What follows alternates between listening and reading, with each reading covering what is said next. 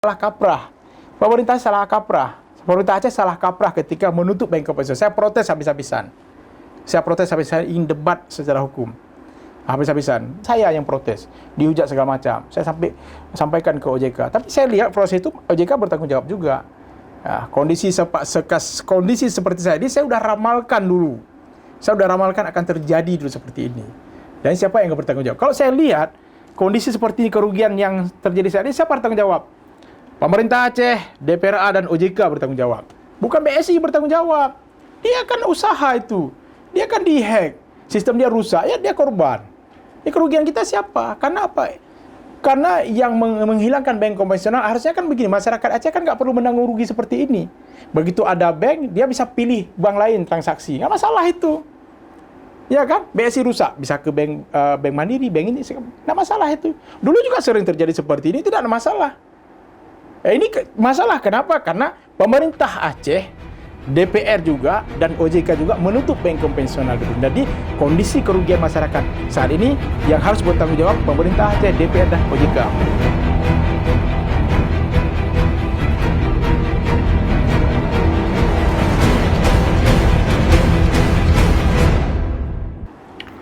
Assalamualaikum warahmatullahi wabarakatuh. Kembali lagi dengan saya Siti Aminah di channel PTM, tepatnya di episode ke-78 tahun ketiga edisi Kamis 18 Mei 2023. Bagi rekan yang belum subscribe, silahkan subscribe, dan kita masih menunggu komentar yang positif dan membangun pastinya. Baik rekan PTM, kali ini kita akan membahas isu yang sedang viral di tengah-tengah media sosial ataupun tengah masyarakat Aceh di Provinsi Aceh, khususnya karena berkaitan tentang nasabah Bank Syariah Indonesia, yaitu BSI ya. Ini pro kontra karena memang ada beberapa isu, ada yang katanya di hacker, ada maintenance dan yang lain sebagainya. Kali ini kita akan angkat tema BSI terbukti tidak bermanfaat untuk rakyat. Yara desak DPR Aceh revisi Kanun LKS bersama narasumber kita, Bang Saparudin SHMH. Beliau adalah Direktur Yayasan Advokasi Rakyat Aceh atau Yara. Assalamualaikum Bang Saparudin. Waalaikumsalam warahmatullahi wabarakatuh. Apa kabarnya nih Bang Sapar? Alhamdulillah sehat. Ini saparnya ke sini ya, ke PTM. Ini udah lama kita nggak diskusi nih Bang Saparudin terkait isu-isu yang krusial di tengah masyarakat kita. Tapi ini menarik nih Bang Sapar, karena memang semua rakyat nih yang pakai nasabah BSI ini ngoceh nih di tengah-tengah ya. Ada kontra juga ini terkait tentang BSI. Apa ini dari kacamata Yara tentang Bank Syariah Indonesia ini atau Kanun LKS lah. Silahkan Bang Sapar. Jadi kan begini dia, ini banyak menjerit, tapi saya nggak menjerit, karena saya kan pakai masih nasabah konvensional, jadi saya nggak menjerit. Oh gitu, jadi Anda ini masih penikmat konvensional, nggak pakai BSI ini?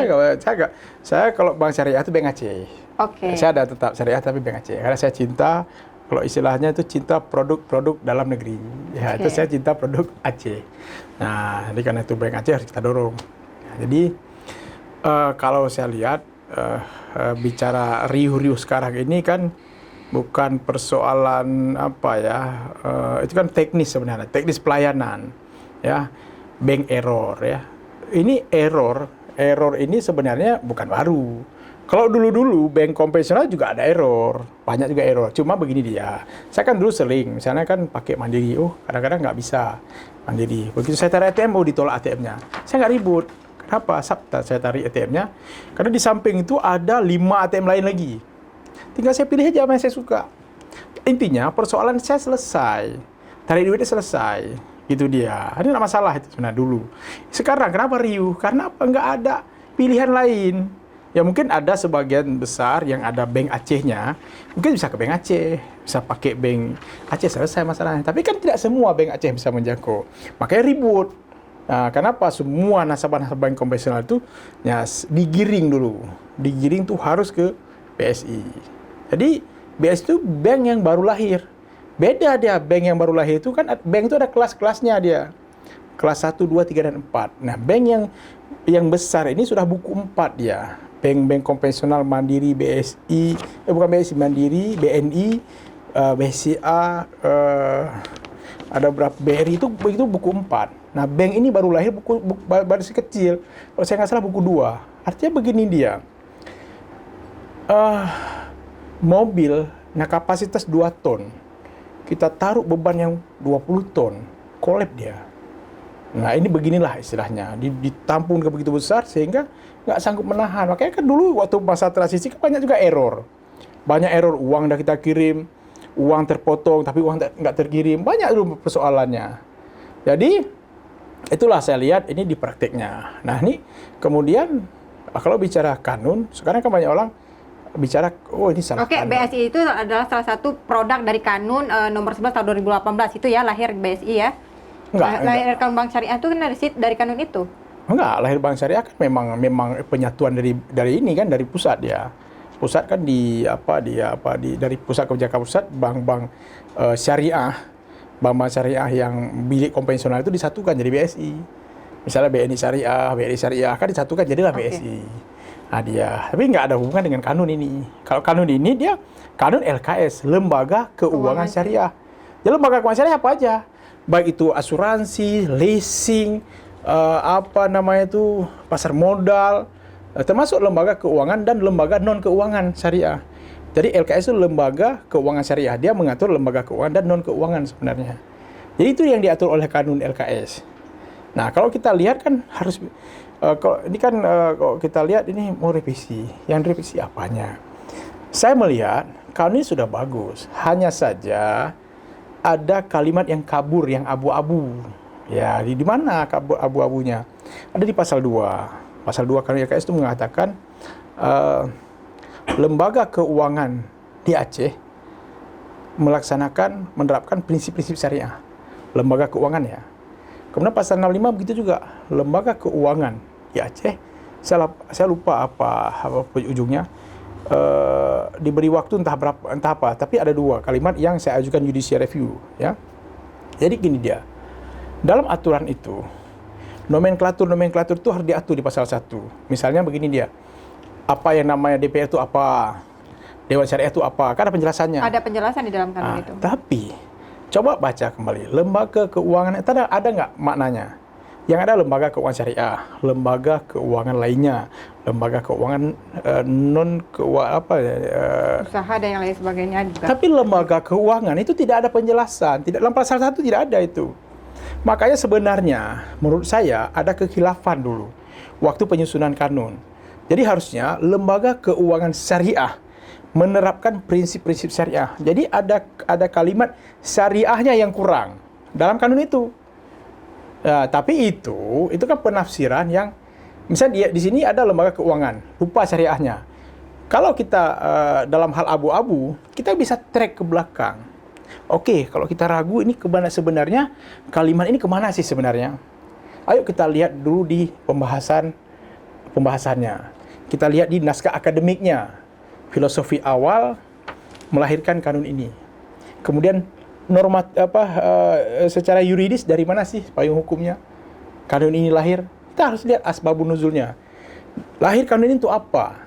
Nah, gitu dia. Dan ketika saya baca naskah akademiknya tidak ada satupun mengatakan bahwa ini kita bentuk lembaga keuangan syariah kemudian akan tutup keuangan konvensional. Tidak ada di situ. Malah dalam naskah akademik itu artinya bisa berdampingan konvensional dengan syariah. Memang seperti itu. Kalau diatur dalam kanun, kalau kita lihat di kanun pokok syariah Islam di pasal 21 ayat 2 itu mengatakan lembaga keuangan syariah itu lembaga keuangan konvensional yang sudah beroperasi di Aceh itu harus membentuk unit usaha syariah. Jadi harus melahirkan usaha syariah, apapun banknya yang ada di Aceh. Jadi harus ada usaha syariah. Nah, kemudian usaha syariah itulah yang kemudian diatur oleh kanun LKS. Nah, itu harusnya. Itu filosofinya seperti itu kalau saya baca arah normatifnya. Karena apa? Dalam naskah akademik dan dalam konsideran kanun LKS itu tetap dia mencantolkan bahwa lahirnya kanun ini sumbernya dari pasal 21 Kanun nomor 8 tahun 2014 tentang pokok-pokok syariat Islam. Jadi tidak bisa lari dari situ kita. Maka ketika diterjemahkan lahirnya LKS kemudian tidak boleh ada konvensional, itu dari mana asalnya? Itu nggak ada, dasar hukumnya nggak ada. Kalau saya kan bicara dasar hukum, nggak bicara yang lain dulu. Nah, kita bicara pengaturan. Landasannya di situ. Makanya sekarang saya udah jauh hari sudah saya sampaikan itu. Tahun 2000 itu sudah saya sampaikan. Ini akan berdampak nanti ini. Pasti akan berdampak nanti. Dan saat ini kan baru terasa. Baru terasa saat ini. Saya udah ingatkan di 2020 dulu. Oke, tapi Bang Safar ini juga kita lihat ya, Badan Legislatif atau DPR juga ingin merevisi nih karena terkait tentang masalah BSI yang memang notaben mungkin pengguna ya, rakyat Aceh itu banyak yang menggunakan BSI. Apanya yang mau direvisi oleh DPR atau memang DPR belum memahami substansi dari kanun ini, LKS ini, Bang Safar? Kalau Anda saya kaitkan nggak tadi, tahu ya apakah DPRD baca kanun ini apa belum, nggak ngerti saya itu. Makanya yang mau direvisi saya udah apanya. Kalaupun mau direvisi ya sebenarnya saya ini sudah menyampaikan, DPR sudah tahu waktu saya mengajukan judicial review terhadap kanun LKS ini, sudah saya ajukan judicial review ya. Dan permohonan judicial review kan dikirim juga ke DPR. DPR kan sudah baca apa yang saya sampaikan. Ya, di mana sebenarnya kelemahan di sini? Yang saya sampaikan tadi itulah di pengaturan pasal 2 dan pasal 65. Ranah abu-abu di situ. Ada kalimat syariahnya kurang. Dan kalau kita lihat di pasal 6 kanun LKS ini kan jelas disebutkan. Kanun LKS ini berlaku untuk siapa? Oh, salah satu di ayat 6 tah 5 itu berlaku untuk lembaga keuangan syariah. Kan jelas di situ. Di situ ditulis kanun LKS berlaku untuk lembaga keuangan syariah. Yaitu hanya mengatur, kanun LKS itu mengatur tentang lembaga keuangan syariah, tidak masuk dalam konvensional. Nah, tapi kan Bang, dicopotnya bank konvensional ini kan karena mau ada dibuka layanan, dipindahkan semua ke bank syariah, berbasis syariah, mau BCA syariah. Ya. Itulah maksudnya. Itu kan tindakan pemerintah Aceh dulu. Tindakan pemerintah Aceh. Dan OJK juga harus bertanggung jawab kalau saya lihat di sini. Tapi kali ini OJK cuci tangan juga kalau OJK cuci tangan juga. Karena apa? OJK itu regulator. Dia nggak boleh lepas. Proses penutupan bank konvensional, saya melihat ada andil OJK di sini selaku regulator. Saya pernah surati masalah ini ke OJK. OJK sampaikan, kami tidak melarang dan kami tidak menyuruh. Itu terserah. Itu kami berpulang kepada bisnis plan kepada lembaga keuangan tersebut. Nah, bisnis plan-nya itu, perbankan itu masuk dalam kerangka kerjanya itu kan tetap diajukan ke OJK. OJK akan melihat ini bisnis plan-nya apa. Kenapa buka ATM aja yang baru harus izin OJK. Apalagi penutupan banknya kan kita harus izin OJK ini. Masa OJK nggak tahu? Nggak mungkin nggak tahu. Jadi OJK juga bertanggung jawab. Nah, penutupan bank konvensional karena sampai saat ini tidak ada, kalau kita lihat ya, tidak ada satupun kalimat di aturan-aturan itu yang mengatakan harus ada penutupan bank konvensional. Tidak ada itu. Karena secara normatif, coba baca nanti naskah akademiknya itu. Ada nggak di naskah akademiknya tujuannya apa? Filosofisnya apa? Yuridisnya apa? Sosiologisnya apa? Baca di situ alasannya. Tidak ada satupun. Malah yuridisnya itu tetap mencantumkan pasal 21 Kanun nomor 8 tahun 2014. Berarti disitulah rahimnya di situ dia. Keluarnya di situ dia. Semangatnya apa? Semangatnya adalah karena di situ disampaikan lembaga keuangan konvensional itu harus membentuk unit usaha syariah. Jadi jangan sampai nanti ketika lembaga unit usaha syariah itu lahir, tidak ada aturan yang mengatur. Makanya buatlah kanun LKS untuk mengatur lembaga keuangan syariah yang akan dilahirkan oleh lembaga keuangan konvensional ini. Begitu dia semangatnya. Oke, jadi itu semangat lahirnya ya. Kalau saya melihat secara normatif seperti itu dia. Makanya ketika pemerintah Aceh ini suruh tutup ini bank konvensional, di mana dasar hukumnya? Tidak ada dasar hukum. Pada saat itu Yara sendiri seperti apa? Kan ini sudah jauh berjalan ini. Saya dari dulu menolak. Dari suruh saya menolak, saya protes. Saya menolak, saya protes. Walaupun saya dihujat dan segala macam, diprotes. Saya ada masalah. Karena ini normatif. Tapi kita kan ada juga nih Bang Safar, misalnya pemindahan dari konvensional BS ini kan itu butuh proses yang panjang juga, kemudian diatur di dalam kanun. Tapi juga ada DPA ya, Dewan Pengawasan Aceh, kemudian Dewan Syariah Aceh, kemudian ada kabupatennya. Ini kan juga berfungsi untuk mengawasi di dalam kanun Bang Safar. Ya, jadi begini, DPS Dewan Syariah itu, ya fungsinya itu ya ke lembaga keuangan syariah. Jadi fungsi mereka mengawasi lembaga keuangan syariah. Yang dikontrakan nih sama masyarakat kan pada legalitas.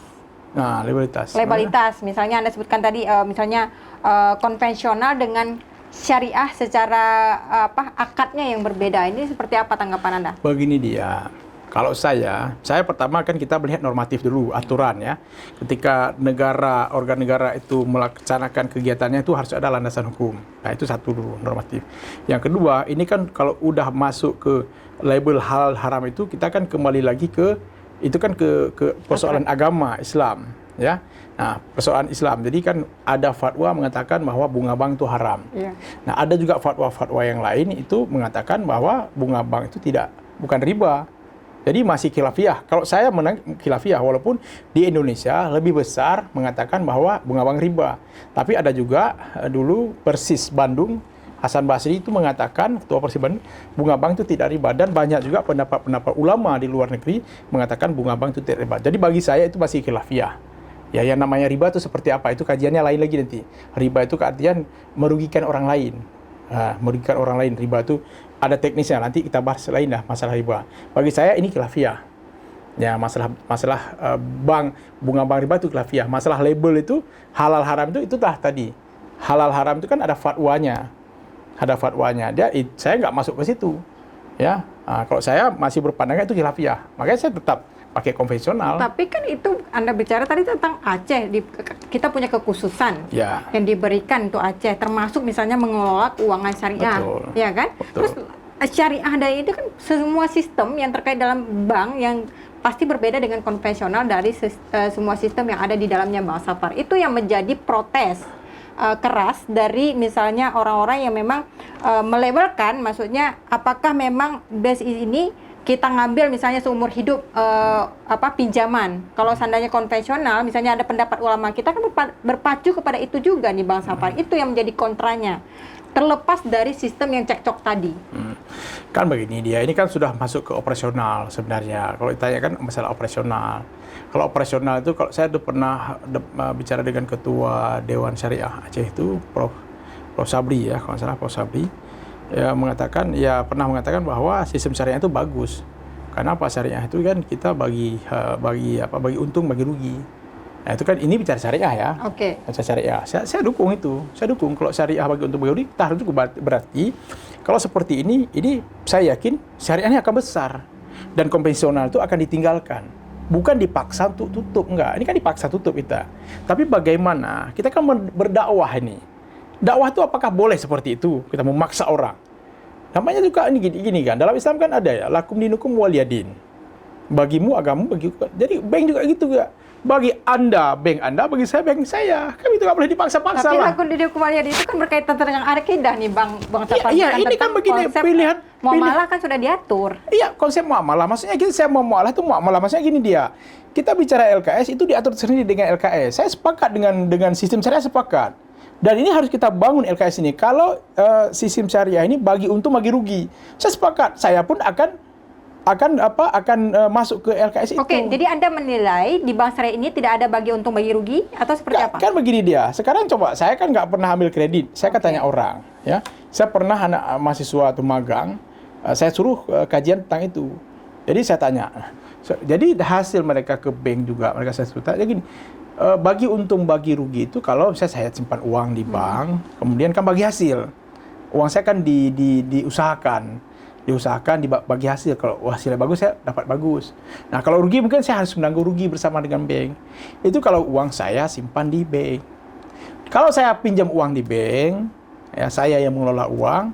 Kalau nanti rugi, saya tetap harus bayar. Saya harus bayar ke bank. Bank nggak mau tanggung rugi apa yang uang yang saya usahakan, nggak mau tanggung. Kalau saya dengar, saya nggak tahu, nggak pernah ke Arab Saudi, saya dengar kawan-kawannya. Syariah di Arab Saudi seperti itu. Misalnya, kita rugi, nanti ya diverifikasi lah istilahnya. Betul rugi berarti, ya sudah berarti tanggung bersama. Itulah yang syariah sebenarnya. Saya sepakat kalau seperti itu. Dan kalau itu betul-betul diterapkan di Aceh, saya yakin ini akan cepat besar bank syariahnya. Dan konvensional mungkin akan ditinggalkan. Dan ini kan pelayanan ini teknis ya, teknis. Nanti kalau ini semakin besar bank syariah makin besar, naik kelas dia jadi buku 2, buku 3, buku 4. Nah, ini baru bagus. Oke, tapi ini kan berkaitan tentang servis pelayanan Bank Syariah Indonesia nih, Bang. Terjadi error, kemudian maintenance. Tapi kenapa tidak dikritisi orang-orang yang memang bekerja direkturnya mungkin BSI-nya kenapa tidak cepat backup seperti itu? Kenapa orang mengkritisi kanun LKS-nya? Itulah, karena kan gini, ini kan orang pemahaman kan beda. Orang mungkin nggak paham dia. Nggak kan, makanya saya lihat komentar-komentar ini kan kemana-mana, tidak pada substansialnya. Saya kan lihat, ini kan gini, ini terjadi error. Saya lihat ini kan kondisi seperti ini kan, pertama korbannya ini BSI. Yang kedua korbannya nih kanun LKS. Nah itu ya korbannya. Jadi ya kadang-kadang di kondisi seperti ini kan cari kambing hitam. BSI dengan dia dihack, saya baca itu ada segala macam itu harus sampai beberapa hari kan, termasuk sakit berat yaitu diserang orang. Ada diserang orang sakit, terjadi gangguan, sudah jadi korban dulu pertama, ya. Kemudian karena error nggak bisa pelayanan, nasabahnya marah, terus mencaci maki, udah 2 kali jadi korban caci maki, ya kan? Ada 2 kali korban ya. Kemudian kanun LKS juga jadi korban. Orang juga udah sasarannya udah ke kanun sekarang. Padahal tidak ada urusan dengan kanun. Proses pelayanan di BSI. Tidak ada urusan. Karena yang saya bilang tadi, kanun LKS itu hanya mengatur LKS, Lembaga Keuangan Syariah. Tidak mengatur tentang BSI saja, tidak. Ya, jadi orang ini salah. Udah ke LKS, udah ke BSI, udah caci maki enggak. Itu dia kondisinya sebenarnya. Saya kasih yang prihatin juga lihat BSI ini. Udah dia korban dihack, korban caci maki lagi. Atau memang karena memang pengguna notaben, karena kan ini BRI. Kalau BRI itu kita kan udah memang dari dulu nih Bang Safar, pengguna terbesar juga itu BRI, dan BRI berpindah menjadi BSI. Nah itu apakah memang jadi faktornya, penyebab utamanya itu? Kalau saya cerita dengan kawan-kawan yang aktif di perbankan kan begini. Ketika BSI lahir ini kan istilahnya dia bank itu bukan seperti begini dia. Saya ganti baju, bukan. Misalnya saya ukuran L, kemudian ganti baju juga ke ukuran L. Jadi dia gini, seperti prosesnya seperti tumbuh dia. Dilahirkan seperti manusia, lahirkan kecil, kasih makan, besar, tumbuh besar. Bank juga begitu dilahirkan BSI ini dengan aset yang segala macam, secara aturan dia kelasnya kelas 1, kelas 2, kelas 3, kelas 4. Dah BSI ini dia waktu itu kalau saya nggak salah itu masih kelas 2. Kelas 2 dipaksa menerima beban kelas 4. Bayangkan ya, mobil kapasitas 2 ton kita taruh beban 20 ton. Tentu error. Pertama-tama error. Jadi seharusnya masyarakat memaklumi atau seperti apa? Bukan memaklumi masyarakat. Harus paham. Jadi pembuat aturan ini harus paham itu sebenarnya. Makanya salah kenapa ketika bank konvensional ditutup, diarahkan semua ke BSI, salah itu. Oke, berarti Anda mengakui bahwa pemindahan konvensional ke syariah ini dinilai tergesa-gesa, seperti itu? Bukan tergesa-gesa, salah. Tanpa analisa terlebih dahulu? Analisa apa lagi? Kan dianalisa dulu kalau seandainya misalnya kalau terjadi error, terjadi ini, berarti pemangku kebijakannya nggak ada itu teknis, analisa dulu. Error itu teknis ya. Sekarang begini dia, menutup bank konvensional itu apa dasarnya? Mengambil nasabahnya taruh ke BSI, apa dasarnya? Hijrah dari konvensional ke syariah. Itu kan substansinya. Bukan bisa substansinya pada label. Bukan bisa hijrah. Persoalan sekarang, tindakan itu ada nggak dasar hukumnya? Ada nggak dasar hukumnya tindakan itu? Kan persoalan kita bicara sesuatu yang kita lakukan itu harus ada dasarnya gitu. Ada nggak dasar hukum secara normatif menutup bank konvensional, mengambil nasabahnya, menempatkan di bank konvensional, di bank syariah? Oke, secara kalimat itu tidak tertuang di dalam kanun ya? Tidak ada satupun di dalam kanun, undang-undang segala macam. Dan saya pernah sampaikan tuh ke Kementerian Hukum dan HAM, saya adukan. Dan disampaikan, saya lupa buat suratnya, bahwa tindakan ini melanggar HAM. Melanggar HAM itu. Ini kalau kita bicara lebih jauh lagi ya, bicara lalu itu, makanya ini kita bicara di awal saja. Nah, kalau kita kaji secara dalam lagi, banyak persoalan lagi nanti. Nah, tapi kita bicara di awal aja gitu. Jadi ini Anda betul-betul... kita minta pendapatnya Rani, misalnya Anda apakah memang BES ini harus hengkang dari Aceh atas nama syariah atau kembali lagi konvensional nih Bang Safar? Saya bukan kembali konvensional. Saya dari dulu memang tidak setuju penutupan bank konvensional. Bukan masalah kembali. Dari awal saya tidak setuju. Dan BSI yang ada sekarang, BSI Syariah sekarang, kita dorong terus. Dorong terus biar aja di sini, biar ada di sini, kemudian berikan pelayanan yang bagus supaya masyarakat senang. Ya, bank syariah kita kan sudah ada di secara nasional, kan ada bank muamalat dulu. Berapa tahun dah bank muamalat? Ya, mayoritas kita Islam. Kenapa nggak semua masuk ke muamalat?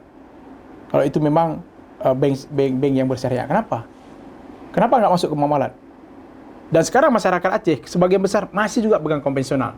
Kenapa? Kenapa nggak ke BSI? Kenapa? Pertanyaan itu. Ini kan bicara pelayanan. Bicara bisnis pelayanan itu. Jadi BSI saya pikir dengan kondisi seperti ini dia harus memperbaiki diri terus. Biarkan dia hidup. Biarkan dia hidup karena itu satu entitas usaha. Biarkan hidup. Kalau saya pikir biarkan dia hidup. Dengan kondisi ini biarkan dia memperbaiki diri. Biarkan dia memberi pelayanan yang bagus supaya masyarakat bagus, kemudian masyarakat lebih memilih dia. Ya kita bicara tadi bukan hanya bicara pelayanan tapi bicara tentang memperbaiki sistem. Misalnya ya namanya syariah bagi untung bagi rugi itu seperti apa? Diterapkan. Nah, sehingga masyarakat benar-benar merasakan bahwa adanya BSI itu memang menguntungkan, ada bank syariah itu menguntungkan bagi masyarakat. Jadi saya masih bingung nih Bang Sapar, yang salahnya di sistemnya atau konvensional memang harus tetap ada nih di Aceh atau seperti apa? Makanya gini, saya konvensional itu dari dulu tidak setuju dia tutup. Artinya Anda ingin balik lagi ke konvensional? Saya memang sekarang masih memang konvensional, saya pegang. Artinya tapi saya kan konvensional nggak ada di Aceh. Ya makanya saya dari dulu salah kaprah. Pemerintah salah kaprah. Pemerintah Aceh salah kaprah ketika menutup bank konvensional. Saya protes habis-habisan. Saya ingin debat secara hukum. Habis-habisan. Tapi ini kan karena bicara itu kan banyak kekuatan waktu itu. Banyak ketua, hanya mungkin ada beberapa tapi silent, tapi yang muncul kan saya yang protes, dihujat segala macam. Saya sampaikan ke OJK. Tapi saya lihat proses itu OJK bertanggung jawab juga. Nah, kondisi seperti saya ini saya sudah ramalkan dulu. Saya sudah ramalkan akan terjadi dulu seperti ini. Dan siapa yang bertanggung jawab? Kalau saya lihat kondisi seperti ini, kerugian yang terjadi saat ini, siapa bertanggung jawab? Pemerintah Aceh, DPRA dan OJK bertanggung jawab. Bukan BSI bertanggung jawab. Dia kan usaha itu. Dia kan dihack. Sistem dia rusak, ya dia korban. Ya kerugian kita siapa? Karena apa? Karena yang menghilangkan bank konvensional harusnya kan begini, masyarakat Aceh kan nggak perlu menanggung rugi seperti ini. Begitu ada bank, dia bisa pilih bank lain transaksi. Nggak masalah itu. Ya kan? BSI rusak, bisa ke bank Mandiri, bank ini. Nggak masalah itu. Dulu juga sering terjadi seperti ini, tidak ada masalah. Ini masalah kenapa? Karena pemerintah Aceh, DPR juga dan OJK juga menutup bank konvensional dulu. Jadi kondisi kerugian masyarakat saat ini yang harus bertanggung jawab pemerintah Aceh, DPR dan OJK menurut saya. Oke, di 3 bidang itu yang harus bertanggung jawab ya untuk masalah kondisi hari ini Bang Sapar ya. Tapi DPR juga ingin merevisi, tapi poin revisi juga nggak tahu nih Bang Sapar. Ya itulah masanya kan kadang-kadang di politisi kan asal ngomong kadang-kadang. Nah kalau kita tanya ada baca nggak? Kadang nggak baca juga kadang. Oke, jadi Anda menganggap kalau seperti itu dari kajian kita tadi, labelnya syariah itu hanya kepentingan politik aja atau kepentingan elit aja untuk melabelkan syariah, padahal itu memonopoli seperti apa? Saya nggak tahu kepentingannya ya apa, tapi memang ini kan perintah kanun itu melahirkan adanya unit usaha syariah. Karena kan dalam pokok syariah Islam ada salah satunya melahirkan unit usaha syariah, dan itu harus ada. Dan pada operasionalnya syariah itu yang kita dambakan syariah seperti apa sebenarnya. Kita kan belum ada konsep syariah, tapi syariah seperti apa? Karena dalam kanun sendiri, lembaga keuangan itu menerapkan prinsip syariah. Nah, syariah itu, yang dimaksud syariah itu seperti apa? Ya, yang dimaksud lembaga keuangan syariah seperti apa? Itu belum ada konsep kita. Label syariah saja. Tapi operasional seperti apa teknisnya syariah? Syariah yang seperti mana kita ambil? Nah, syariah kita berkaca kepada Arab Saudi, Iran, dan segala macam. Ada syariahnya juga. Sistemnya kita ambil nggak? Sama nggak sistemnya sekarang? Kenapa bank syariah di negara lain bertumbuh kembang dengan cepat, dengan kuat? Kenapa di kita enggak? Apakah sistemnya udah sama kita adopsi apa enggak? Syariah yang seperti apa yang kita maksud dalam kanun ini? Ya jangan cuma bicara syariah, tapi nggak tahu kita konsepnya kemana. Itulah yang terjadi di Aceh sekarang. Kita cuma ngomong pada kata, tapi kita tidak memikirkan teknis dan dampak ke depannya, tidak mengkaji, tidak visioner terhadap sesuatu itu. Harusnya kan ada kajian visioner ke depan. Ini syariah seperti apa? Kan kacau seperti ini. Nah, itu dia. Oke, baik Bang Sapar, terima kasih. Ini untuk closing statement Bang Sapar, silakan sampaikan mungkin kepada pemirsa PTM yang ada di rumah, mungkin kepada BSI atau orang yang kontra nih terkait tentang layanan BSI hari ini, Bang Sapar, silakan. Ya, harapan saya kan begini. Tidak perlu marah-marah dengan kondisi seperti ini.